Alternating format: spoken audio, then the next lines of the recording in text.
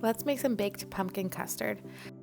First, preheat your oven to 350 degrees. Then, in a large bowl, add 1 cup of pumpkin puree, 2 large eggs, 16 fluid ounces of evaporated milk, 2/3 cup of light brown sugar, 1 teaspoon of vanilla extract, and whisk that until it's thoroughly combined.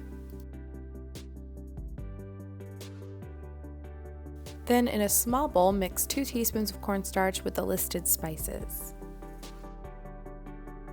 Slowly add the dry mixture to the wet mixture, whisking until well blended. Be sure to get rid of any clumps. Pour the mixture into 4 6-ounce ramekins or custard cups, dividing it evenly between the dishes. Then place the cups in a 9x13 baking pan with high sides. Add enough warm or boiling water to the baking pan that it comes about halfway up the sides of the cups. Bake for 40 to 50 minutes or until set and browned lightly. When set, the center will have a slight jiggle and a knife inserted into the center will come out clean.